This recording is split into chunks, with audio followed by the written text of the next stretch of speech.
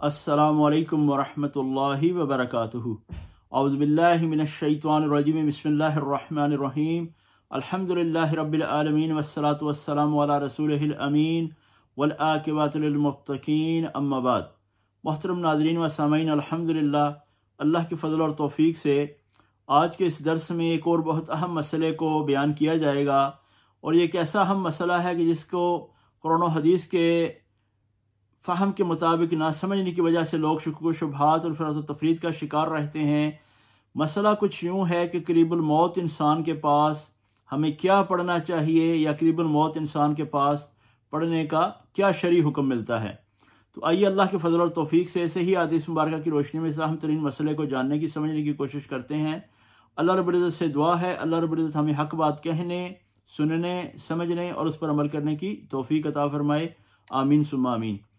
تو قریب الموت انسان کے حوالے سے ہمیشہ دو باتیں یاد رکھیے۔ پہلی بات، رسول اللہ صلی اللہ علیہ وسلم نے ارشاد فرمایا کہ قریب الموت انسان کے پاس جب آپ موجود ہوں تو اس کو کلمہ پڑھنے کی تلقین کرنی چاہیے، اور یہ حدیث ہمیں صحیح مسلم میں ملتی ہے۔ قال رسول اللہ صلی اللہ علیہ وسلم لکنوا موتاکم لا الہ الا اللہ، یعنی جو بندہ قریب الموت ہو اس کو کلمہ پڑھنے کی تلقین کی جائے۔ کیوں تلقین کی جائے؟ اس کی دلیل ہمیں سنن ابی داؤد میں ملتی ہے۔ قال رسول اللہ صلی اللہ علیہ وسلم من کان آخر کلامہ لا الہ الا اللہ دخل الجنہ، کہ جس شخص کا آخری کلام لا الہ الا اللہ ہوگا وہ جنت میں داخل ہوگا۔ اللہ اکبر کبیرہ۔ تو ان دونوں احادیث مبارکہ کی روشنی میں محدثین کرام فرماتے ہیں کہ ہمیں چاہیے کہ جب ہم کسی ایسے قریب الموت انسان کے پاس ہوں تو اس کو کلمہ پڑھنے کی تلقین کریں، کیونکہ جس بندے کا آخری کلام لا الہ الا اللہ ہوگا وہ جنت میں داخل ہوگا۔ لیکن یہاں ہمیشہ رک کے یہ بات ہمیشہ یاد رکھیے، محدثین کرام فرماتے ہیں کہ نزع کے عالم میں، موت و حیات کی کشمکش میں انسان ہوش و حواس کھو بیٹھتا ہے، تو لہٰذا اس کو کلمہ پڑھنے کی تلقین تو ضرور کی جائے، لیکن اسی کے ساتھ ساتھ خود بھی کلمے کو پڑھا جائے، اس کو بہت زیادہ زور نہ دیا جائے، بہت زیادہ تاکید نہ کی جائے، کیونکہ وہ موت و حیات کی کشمکش میں ہے، وہ کرب کی حالت میں ہے، وہ تکلیف کے عالم میں ہے۔ کہیں ایسا نہ ہو کہ اس کی زبان سے کلمہ جاری ہونے کے بجائے کچھ غلط الفاظ جاری ہو جائیں، یعنی وہ یہ کہہ دے کہ میں پڑھنے سے انکار کرتا ہوں۔ اللہ اکبر کبیرہ۔ تو ہمیں ان کو پیار سے تلقین کرنی ہے کہ کلمہ پڑھیے لا الہ الا اللہ، اور اس کے ساتھ ہمیں خود اس کلمے کا ورد کرنا ہے، اس کو اونچی آواز سے پڑھنا ہے، اتنی اونچی آواز سے کہ ان کے کانوں تک کلمہ پہنچ جائے، اور اللہ سے دعا کی جائے کہ اللہ ان کو توفیق عطا فرما دے، عنایت فرما دے کہ وہ اپنے آخری کلام کو کلمہ کر لیں، کلمہ پڑھ لیں۔ تو یہ اس کو دونوں حدیث مبارکہ کی روشنی میں اس اہم ترین مسئلے کو ہمیشہ یاد رکھیے۔ اسی کے ساتھ ساتھ قریب الموت انسان کے پاس کیا پڑھنا چاہیے یا شرعی حکم کیا ہے، اس حوالے سے ہمارے معاشرے میں بہت بڑی گمراہی ہے، جہالت ہے، جو کہ ایک ضعیف روایت کی بنا پر ہے۔ لوگ عموماً مختلف چیزیں پڑھنے کے لیے کہتے ہیں، اور اس میں خاص طور پہ ایک چیز کا ذکر ملتا ہے سورہ یاسین پڑھنے کا، کہ جو بھی بندہ قریب الموت ہے اس کے پاس بیٹھ کے سورہ یاسین پڑھی جائے۔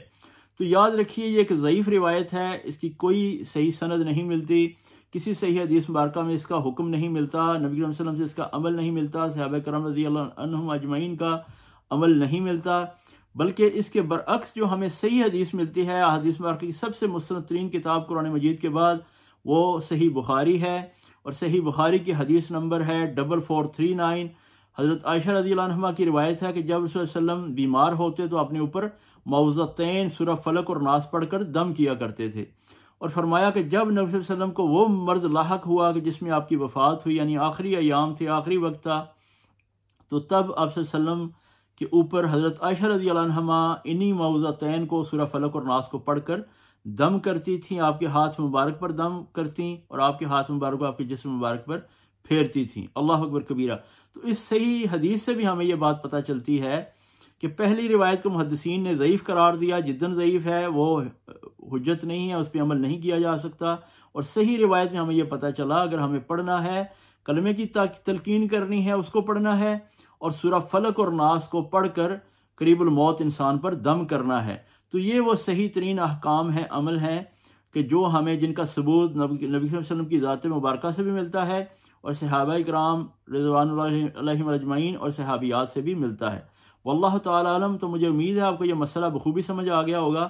اللہ رب العزت سے دعا ہے اللہ رب العزت ہمارے تمام پیاروں کو جو اس دنیا سے چلے گئے ان کی مغفرت فرمائے، ان کی قبروں کو جنت کے باغوں میں سے ایک باغ بنائے، اور اللہ رب العزت جب تک ہمیں زندہ رکھے ایمان سے رکھے، اور جب بلائے تو ایمان کی خوبصورت کیفیت میں بلائے۔ اللہ ہم سے راضی ہو، ہم اللہ سے راضی ہوں۔